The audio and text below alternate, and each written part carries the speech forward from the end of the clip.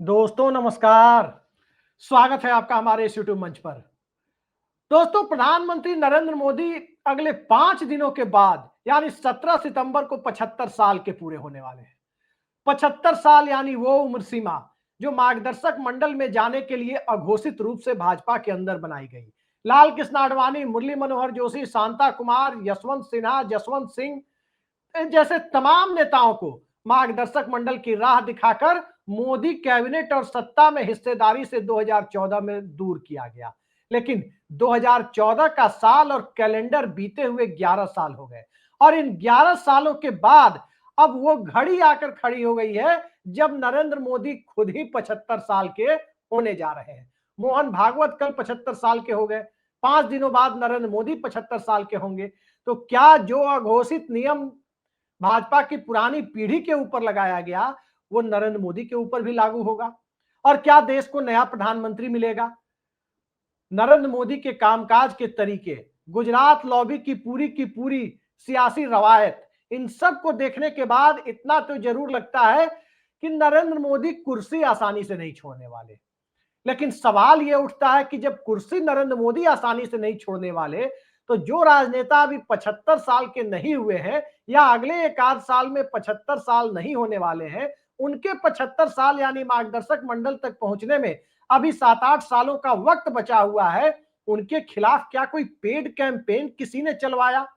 और यदि चलवाया तो किसने चलवाया? क्या विपक्ष के किसी नेता ने चलवाया या सत्ता पक्ष के अंदर अपनी महत्वाकांक्षाओं को धार देने की नीयत से किसी नेता ने चलवाया? ऐसे कई सवाल आज सुबह से तैर रहे हैं और इन सवालों के तैरने का सबसे बड़ा कारण है नितिन गडकरी का एक मीडिया कॉन्क्लेव में, एक टीवी चैनल के कॉन्क्लेव में दिया गया इंटरव्यू। और उस इंटरव्यू में कही गई एक ऐसी बात जिसने भारतीय जनता पार्टी के अंतःपुर की पूरी सियासत को सतह पर लाकर खड़ा करने का संकेत दे दिया है। नितिन गडकरी ने एक चैनल के इंटरव्यू में कहा कि उनके खिलाफ पेड कैंपेन चलाया गया। और पेड कैंपेन क्यों चलाया गया? तो E20 पेट्रोल को लेकर उनके उनके परिवार के खिलाफ चलाया गया।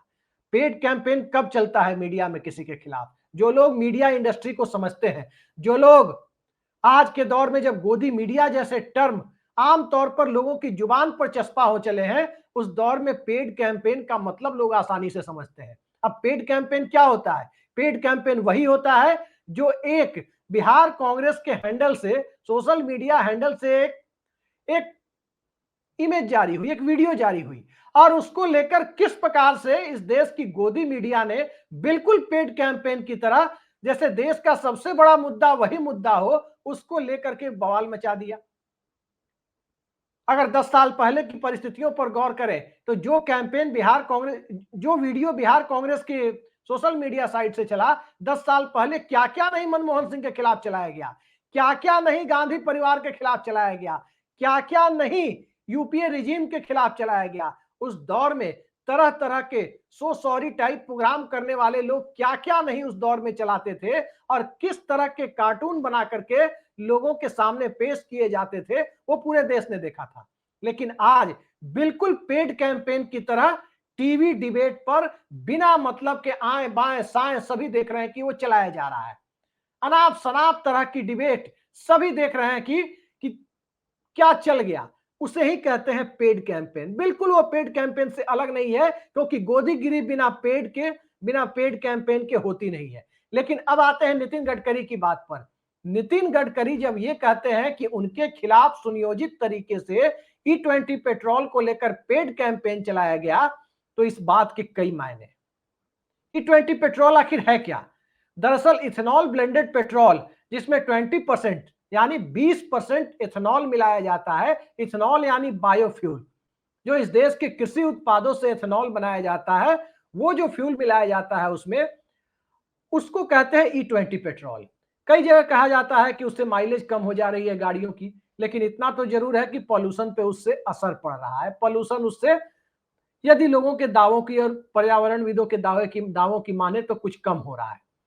लेकिन दूसरा सत्य यह भी है, जो खबरें आई उस खबरों पर यकीन करें तो गडकरी के बेटों की इथेनॉल कंपनियां जो पिछले कुछ सालों में 18 करोड़ रुपए से बढ़कर 525 करोड़ की हो गई। ये बात मीडिया में आई और इसको ठीक उस वक्त प्रचारित किया जाना जिस वक्त नरेंद्र मोदी 75 साल के हो रहे हो, तो क्या इसका भाजपा की अंतःपुर की सियासत से कोई लेना देना है? क्या नरेंद्र मोदी के उत्तराधिकार की होड़ में जो दूसरे लोग शामिल हैं कथित तौर पर, क्या वो सभी लोग नितिन गडकरी का रास्ता काटना चाहते हैं? अब जरा भाजपा के अंतःपुर की सियासत को देखें तो कई बातें साफ होती है। नंबर एक, दिल्ली में जो सबसे ज्यादा ताकतवर और वरिष्ठतम मंत्री हैं उसमें राजनाथ सिंह और नितिन गडकरी का नाम आता है। राजनाथ सिंह अगले साल यानी 2026 में 75 साल के हो जाएंगे। उसके बाद नितिन गडकरी का नाम आता है। नितिन गडकरी 1957 बॉर्न है। 1957 की 27 मई को उनका जन्म हुआ है, जो रिकॉर्ड में शो करता है। इस लिहाज से 27 मई 2032 को वो 75 साल के पूरे होंगे। तो 25 से 32 के बीच 7 सालों का फासला है। तो ये क्या इन 7 सालों के दरमियान नितिन गडकरी को नरेंद्र मोदी के उत्तराधिकार से रोकने के लिए इस तरह का कैंपेन चलाया गया? ये 75 साल वाली बात आई कैसे? मार्गदर्शक मंडल का जिक्र होना स्वाभाविक था। जो फॉर्मूला आडवाणी मुरली मनोहर जोशी के लिए लगाया गया, वो नरेंद्र मोदी के ऊपर और उनकी पीढ़ी के ऊपर अप्लाई करने की बात सोचना भी लोगों के लिए स्वाभाविक था। और इन सब के बीच तकरीबन 1.5-2 महीने पहले आरएसएस के प्रमुख मोहन भागवत ने जिस प्रकार से संघ के पुराने आइडियोलॉग मोरोपंत पिंगले के एक पुराने उद्धरण का जिक्र करते हुए जिस प्रकार से 75 साल की उम्र सीमा का राग छेड़ा और फिर बाद में उस पर बर्फ डालने की कोशिशें भी की, उसके बाद से ये चर्चा तेज हो गई कि संघ और भाजपा में सब कुछ ठीक नहीं है। भाजपा अगली पीढ़ी के नेतृत्व के लिए अंदर से जो भी तैयारी करे, मौजूदा शीर्ष नेतृत्व के खिलाफ जुबान खोलने की उसकी हैसियत नहीं है। गुजरात लॉबी के खिलाफ खड़े होने की उसकी हैसियत नहीं है। लेकिन क्या संघ की भी हैसियत नहीं है? संघ की भूमिका उस दौर से भी देखी जाती है जब कहा जाता है कि इमरजेंसी के दरमियान इंदिरा गांधी की सत्ता से माफी मांगने वाले लोगों में संघ के लोग सबसे आगे थे। तो सत्ता से माफी मांगने की प्रवृत्ति, यानी सत्ता के सामने खड़े न हो पाने की प्रवृत्ति संघ के अंदर एक दिखाई देती है शुरू से। अब सवाल उठता है कि नरेंद्र मोदी की सत्ता के खिलाफ क्या संघ खड़ा हो पाएगा? स्वाभाविक तौर पर नहीं हो पाएगा, क्योंकि संघ की भूमिका को एक संगठन के तौर पर देखें, व्यक्तियों का जिक्र मैं नहीं करता, संगठन के तौर पर देखें तो 1942 में अंग्रेजों के खिलाफ आंदोलन में किसी भूमिका का कहीं कोई जिक्र नहीं मिलता। बाद के दौर में भी खुले तौर पर किसी भूमिका का जिक्र नहीं मिलता। तो ऐसे में कैसे मान लिया जाए कि नरेंद्र मोदी के खिलाफ संघ खुलकर खड़ा हो जाएगा? स्वाभाविक है कि खड़ा नहीं होगा, भले ही अंदर से जो चाहता हो, लेकिन खड़ा नहीं हो पाएगा, क्योंकि वो प्रवृत्ति नहीं रही है। अब सवाल यह है कि क्या अंदर खाने किसी तरह से नरेंद्र मोदी के उत्तराधिकार की बात आगे चल रही है? और जब बात आगे चल रही है तो अमित शाह नितिन गडकरी की तुलना में काफी जूनियर है। 1960 के बाद जन्मे हुए लोगों की जब लिस्ट सामने आती है जो भाजपा में भविष्य में आगे बढ़ाए जा सकते हैं, उसमें फिलहाल फ्रंट फुट पर बैटिंग कर रहे, सियासी बैटिंग कर रहे अमित शाह का नाम आता है। उसमें सीधे सीधे संजय जोशी का भी नाम आता है, जो अभी राजनीति के बियाबान में दिखाई दे रहे हैं। और जब बात 70 के बाद वालों की आती है तो देवेंद्र फडणवीस, जो 55 साल के हैं अभी, यानी 20 साल की सियासत अभी उनकी बची हुई है इस मार्गदर्शक मंडल के फॉर्मूले के हिसाब से। और फिर उनसे 2 साल छोटे योगी आदित्यनाथ का भी नाम आता है। तो फिलहाल देवेंद्र फडणवीस और योगी आदित्यनाथ तक चर्चा होगी, ये संघ भी फिर इसके लिए तैयार दिखाई नहीं दे रहा। उत्तर प्रदेश में जो पीडीए की राजनीति है, अखिलेश यादव की राजनीति है, जाति जनगणना की मांग जो बिहार में नीतीश कुमार ने जाति जनगणना कराई और राहुल गांधी ने पूरे देश में इस मुद्दे को लेकर एक अलग तरह का राजनीतिक माहौल बना दिया। उसके बाद पहले उत्तर प्रदेश योगी आदित्यनाथ राजनीतिक तौर पर संभाल ले, भारतीय जनता पार्टी के लिए लोकसभा में जो दुर्दशा हुई, कहीं वो विधानसभा में ना हो जाए, इस हालात से उबर जाए, तब जाकर 27 के बाद कहीं कोई उनके बारे में सोच भी पाए। फिलहाल तो उत्तर प्रदेश बड़ी चुनौती है। देवेंद्र फडणवीस के सामने बड़ी चुनौती यह है कि भले ही वो ब्राह्मण समुदाय से आते हो, भले ही वो नागपुर से आते हो, भले ही देश के आर्थिक रूप से सबसे ताकतवर राज्य से आते हो, भले ही उनके पीछे कॉरपोरेट का बहुत बड़ा समर्थन हो, लेकिन देवेंद्र फडणवीस अभी दिल्ली की सियासत में उतने पके नहीं है, भारतीय जनता पार्टी और संघ के भीतर की राजनीति में उतने पके हुए दिखाई नहीं दे रहे जिस स्तर की सियासत की जरूरत दिल्ली को महसूस होती है, जिस स्तर की सियासत की जरूरत लुटियंस दिल्ली को महसूस होती है, और जिस स्तर की सियासत के बिना दिल्ली की सत्ता में गुजरात लॉबी से मुकाबला करके आगे बढ़ने की जो जरूरत है वो फिलहाल देवेंद्र फडणवीस से दूर दिखाई देती है। तो ऐसे में चुनौती कहां से है? चुनौती नितिन गडकरी से है। नागपुर के लोकसभा चुनाव को कवर करने वाले कई सारे पत्रकारों से मैंने बात की और सबने ऑफ द रिकॉर्ड एक बात जरूर कही कि कांग्रेस के कैंडिडेट भी लोकसभा चुनाव में अचरज में थे, जो नितिन गडकरी के खिलाफ चुनाव लड़ रहे थे, कि उनके खिलाफ पानी की तरफ पैसा कौन बहा रहा है। कम से कम कांग्रेस पार्टी की तो यह हैसियत नहीं थी कि उतना पानी की तरफ पैसा किसी एक कैंडिडेट पर, वो भी नितिन गडकरी के खिलाफ बहा सके। कई तरह की चर्चाएं वहां थी कि क्या नितिन गडकरी को हराने की कोशिशें हो रही है, क्यों हराया जा रहा है, क्या एक प्रतिद्वंदी को किनारे करने की तैयारी है। तमाम कोशिशों के बावजूद, तमाम कथित कोशिशों के बावजूद नितिन गडकरी लोकसभा पहुंच गए। और जब लोकसभा पहुंच गए उसके बाद भाजपा संसदीय दल की बैठक बुलाने की जहमत नहीं उठाई गई, सीधे एनडीए संसदीय दल की बैठक बुला ली गई। जबकि लोकतांत्रिक डेमोक्रेटिक प्रैक्टिस ये है, लोकतांत्रिक परिपाटी ये है कि जब किसी एक दल को बहुमत मिलता है तब तो स्वाभाविक है कि उस दल के संसदीय दल की बैठक होती है। और जब गठबंधन को बहुमत मिलता है या गठबंधन सरकार बनाने की नौबत आती है, उस परिस्थिति में सत्ता का नेतृत्व करने की जिम्मेदारी जिस किसी दल पर डाली जाती है, वो दल अपने संसदीय दल की बैठक बुलाता है, अपना नेता चुनता है और फिर सहयोगी दलों के संसदीय दल से जो भी उनको समर्थन दे रहे हैं उनकी तरफ से समर्थन की चिट्ठी लेकर राष्ट्रपति भवन जाकर सरकार बनाने का दावा पेश करता है। लेकिन इस बार इस प्रक्रिया को अलग कर दिया गया और सीधे एनडीए संसदीय दल की बैठक बुलाई गई और नरेंद्र मोदी को नेता चुन लिया गया। आखिर एनडीए संसदीय दल की बैठक सीधे बुलाने की नौबत क्यों आई? क्या भाजपा संसदीय दल की बैठक बुलाई जाती तो क्या अंदर से आवाज उठ सकती थी, या वही परिस्थिति हो सकती थी जिन परिस्थितियों में 1 दिसंबर 1989 को सत्ता संभालने जा रही जनता दल के संसदीय दल की बैठक में पहले देवीलाल को नेता चुना गया और फिर वीपी सिंह को नेता चुना गया और जनता दल के बिखराव की बुनियाद उसी दिन डाल दी गई।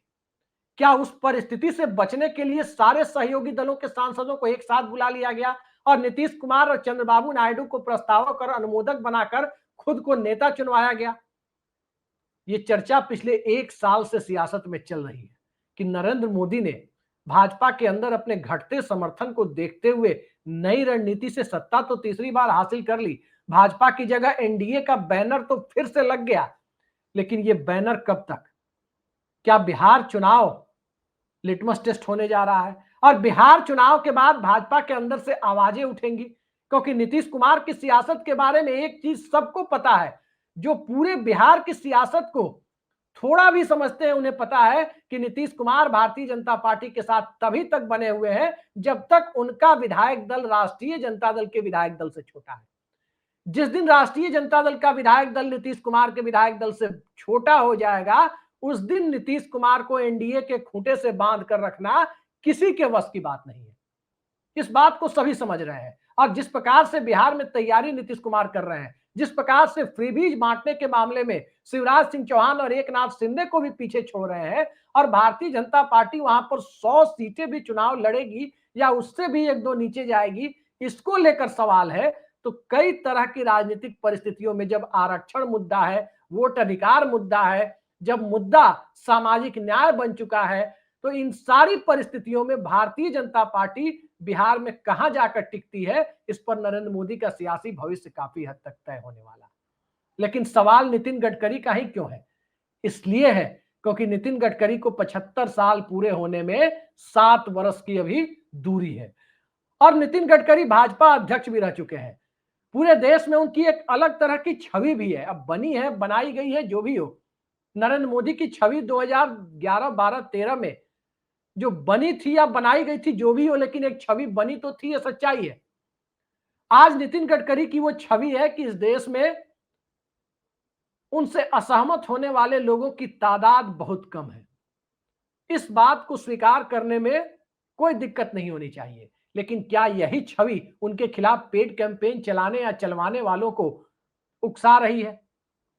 भारतीय जनता पार्टी के अंदर भविष्य की राजनीति के लिए भावी नेतृत्व की होड़ से नितिन गडकरी को बाहर किया जाए, इस वजह से पेड कैंपेन चलाया गया। कई सारी बातें जब एक साथ रखकर देखी जाती है दो तीन बातें सामने आती है। पहली बात कि 2014 में 2013 में दरअसल नरेंद्र मोदी को प्रधानमंत्री बनाने के लिए, भाजपा का पीएम कैंडिडेट बनाने के लिए संघ ने समर्थन क्यों दिया? तो संघ ने समर्थन इसलिए दिया था, उस वक्त के गृह सचिव जो बाद में भाजपा में भी आए, आरके सिंह का वो मीडिया बाइट यदि याद करें आप, जो उन्होंने ऑन कैमरा कहा था कि संघ के आतंकी कनेक्शन हो सकते हैं।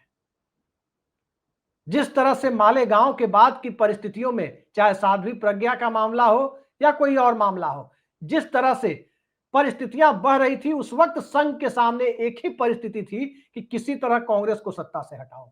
और कांग्रेस को सत्ता से हटाने के लिए वो ये देख पाने की स्थिति में नहीं थी कि कौन आदमी संघ के लिए सुटेबल होगा, उचित होगा, या कौन आदमी संघ के लिए ठीक नहीं होगा। उसे बस एक ही चीज से मतलब था कि जो सत्ता दिला रहा है उसे नेता बना लो। और नरेंद्र मोदी इस परिस्थिति का फायदा उठाकर, एक बड़े कॉरपोरेट सपोर्ट से इस परिस्थिति का फायदा उठाकर भाजपा के ऊपर हावी होने में कामयाब हो गए थे। अब परिस्थितियां उससे अलग जा रही है।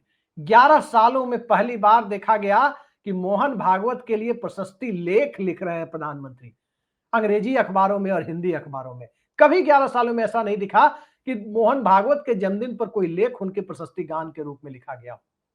लेकिन ये नौबत आ गई। एक तरफ भागवत को खुश करो, दूसरी तरफ संघ के ब्लू आइड बॉय माने जाने वाले नितिन गडकरी को के खिलाफ पेड कैंपेन यदि वाकई कोई करा रहा है, और नितिन गडकरी जो कह रहे हैं, तो उस पेड कैंपेन की परिस्थितियों में भावी नेतृत्व के सवाल को टालना तो नहीं है। कई सारे सवाल हैं। एक दौर था, किसने कराया, क्या कराया, भाजपा के अंतःपुर के लोग जानते होंगे, या कुछ वरिष्ठ पत्रकार जानते होंगे, हम जैसे जूनियर लोग नहीं बता सकते। लेकिन सबने देखा है कि जब संजय जोशी को किनारे लगाना था तो उनके खिलाफ एक फर्जी सीडी आई थी, जो बाद में फोरेंसिक जांच में फर्जी साबित हुई, लेकिन संजय जोशी को तब तक किनारे लगा दिया गया।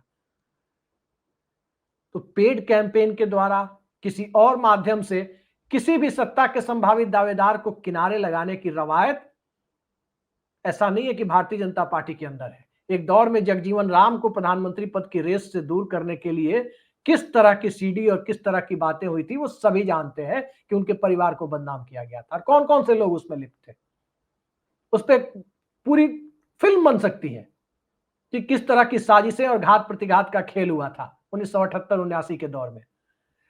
अब जो परिस्थितियां हैं, यदि 2014 की एक घटना आपको याद दिलाएं जिसमें राजनाथ सिंह ने मीडिया बाइट दी थी, उनके बेटे को बदनाम करने की कोशिशें हुई थी, जो उस वक्त देश के गृह मंत्री थे। कुछ चैनलों पे खबर चलाई गई उनके बेटे को लेकर कि अधिकारियों से ट्रांसफर पोस्टिंग में कथित दबाव बनाने की कोशिश है। जब राजनाथ सिंह ने मीडिया के सामने आकर कहा कि यदि ऐसा कुछ भी पाया गया तो सार्वजनिक जीवन छोड़ देंगे। उस वक्त भी कहा गया कि कुछ ऐसे नेता हैं जिनका जनाधार पत्रकारों के बीच ही है, हालांकि अब वो दिवंगत है, चर्चा उचित नहीं है। कहा गया कि नंबर 2 की स्थिति से राजनाथ सिंह की पोजीशन को कमजोर करने के लिए इस तरह का मीडिया कैंपेन कथित तौर पर चलाया गया।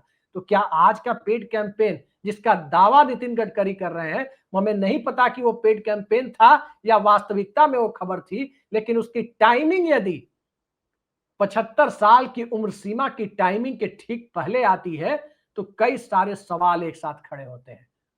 अब आगे आगे देखते हैं कि बीजेपी के अंतःपुर में क्या चल रहा है और किस तरह से भविष्य में भारतीय जनता पार्टी नए नेतृत्व की बात को, भावी नेतृत्व के सवाल को दबा कर रखने में लंबे समय तक कामयाब हो पाती है। फिलहाल तो लगता नहीं कि दबा कर रखने में लंबे समय तक कामयाब होगी, क्योंकि 400 पार का नारा, संविधान बदलने की आशंका के बीच, भाजपा नेताओं के संविधान बदलने वाले बयानों के बीच जब 240 पर आकर सिमट गया, नीतीश कुमार और चंद्रबाबू नायडू की बैसाखियों के सहारे सत्ता किसी तरह घिसटने की स्थिति में आ गई, तो उसके बाद इस तरह के सवाल तो बढ़ने ही थे।